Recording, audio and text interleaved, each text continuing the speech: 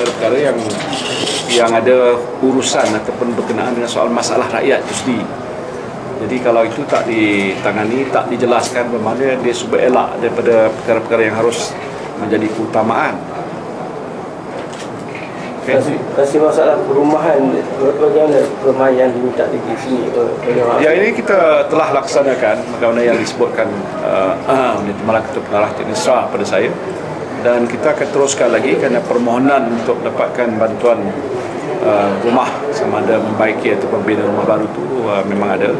Saya telah mengumumkan tadi sebahagian ada projek khususnya di kawasan yang terlibat di sini lah untuk kita laksanakan dalam tempoh terdekat ini. Keperluan sekolah menengah itu bagaimana? Itu saya akan minta supaya pengarah di peringkat negeri meneliti. Pada prinsipnya kita setuju kerana yang penting sekolah menengah yang kita bangunkan pun boleh menampung keperluan masyarakat, tak kira dia orang asli ataupun yang lain. Tapi pokoknya mungkin kerana soal logistik jauh daripada kampung, macam di sini kita sediakan tempat asrama walaupun sekolah rendah. Jadi ada keperluan-keperluan tertentu oleh penduduk-penduduk orang asli yang kita harus uruskan. Jadi saya akan ambil perhatian ke itu dan saya telah beritahu tadi kalau itu diperlukan kita akan cari peruntukan untuk kita bangunkan sekolah menengah. Dia buat fatwa dia sendiri. Macam biasa yang kita tahu lagi dulu, yang dia tu halal, yang kita haram. Yang dia masuk syurga, yang kita masuk neraka. Apa beza antara DAP dari segi kontaknya dengan masyarakat Cina, dengan MCA ataupun dan lain-lain komponen Parti Barisan Nasional? Kita sejak lagi dulu lagi berpendapat kerjasama seperti ini tidak salah. Dari segi hukum tidak salah, dari segi kepentingan atau kepentingan awam pun tidak salah. Dan hasil daripada kerjasama kita itu yang telah kita jalan 53 tahun, DN bekerjasama, sebelum itu ialah perikatan, sekarang ini Barisan Nasional, hasil ialah kebaikan untuk negara. Jadi mereka belajar daripada kita.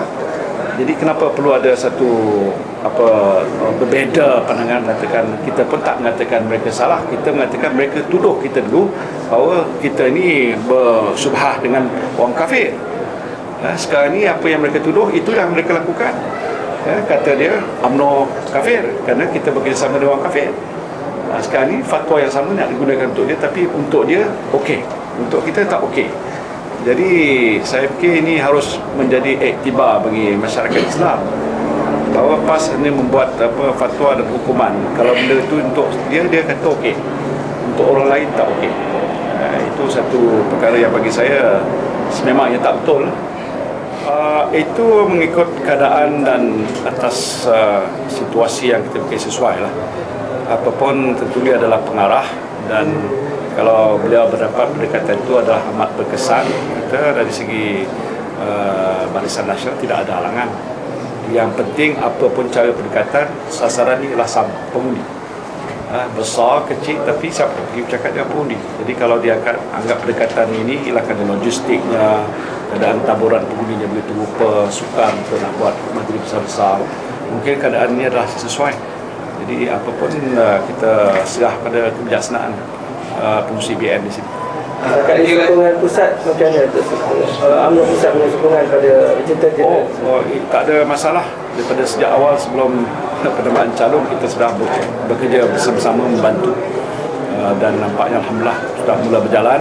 Tapi yang penting saya minta supaya kita lebih tingkatkan usaha kita sampai ke akar umbi, sampai ke setiap kampung. Tidak ada sesuatu yang harus kita biarkan. Jadi ini langkah-langkah yang saya harap akan dilaksanakan oleh pimpinan BN. Ada harapan tasi untuk menang besar ke ataupun yang penting kita dapat sokong rakyat dan kita doa kita mendapat kemenangan. Apa jumlah undi kita tidak tahu kerana rakyat akan menentukan itu. Yang penting kita bekerja keras dan kita harap dan doa mudah-mudahan